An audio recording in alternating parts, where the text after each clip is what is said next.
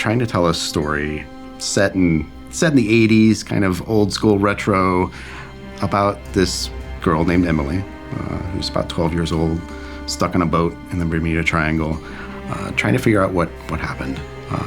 But she's not alone. She's on this boat with a monster.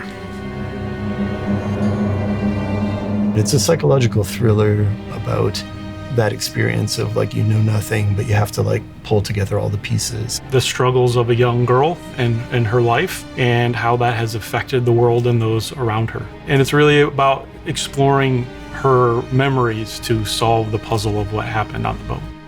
A boat in the Bermuda Triangle is such a great space that just inherently breathes tension and this feeling of being out in the middle of nowhere and being alone. It's like a haunted house, except that haunted house is constantly shifting and, might sink. We wanted it to feel lived in, abandoned, but not decrepit. It's not so far gone. You can save this thing. After they've gone from the mudroom to the first floor where there's portholes and still some lights, so you have a sense of hope of being able to know that you're safe and where things are.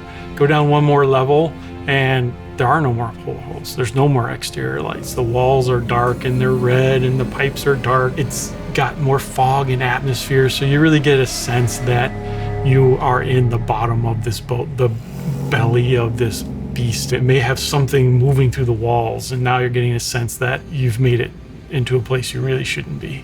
There's several themes in Ire. We're taking a lot of inspiration from old school Steven Spielberg, Stephen King, media that really leans into the fallacies of youth, the innocence of youth, that dynamic of being small in a world that's much bigger than you. You can't reach the top shelves in this boat. You're small. You're not going to fight the monster. You have to avoid it, and you have to hide from it. Those feelings of not being in complete control of your environment emphasize those feelings of fear and anxiety.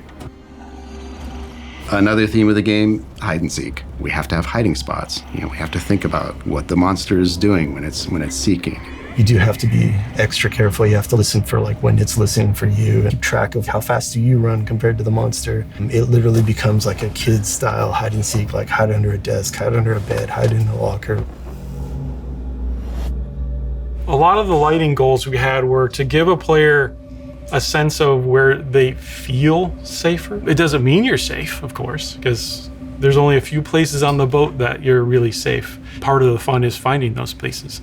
And through lighting, we help to guide them to areas where later in the boat, they're gonna have to remember like, oh, that was here and that was there, because earlier on, the lighting showed me those things.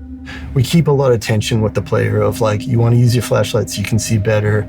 If you're shining your flashlight into a hallway, like it kind of knows where you are. And you want to get close enough to the monster that you know where it's going, but you don't want to get too close that it hears you or forces you to use your flashlight at an inopportune moment. In addition to the hide and seek gameplay, we've got puzzles in our game. Solving puzzles with a monster breathing down your neck brings a whole nother level of anxiety, both to the monster and to the puzzle itself. I need to get something done, or I need to like solve a problem or a puzzle, but I don't want to like leave myself exposed for too long for the monster to hear me. There's this constant tension about like, do I pick up more things? Do I find more things? Do I move around and grab more things that might be utility versus that's going to take a long time and it's going to leave me exposed? Or do I just go for the end goal that I know I need to solve? And there's a wide variety of puzzles. Fixing the boat type puzzles, which is how the game starts. But as you get deeper into Emily's memories, the puzzles start to expose more about the characters that were on the ship. Very quickly you realize it's not about fixing the boat and getting out of here. It's about finding out what happened here. And as you shift into that, then it turns into how do I even escape?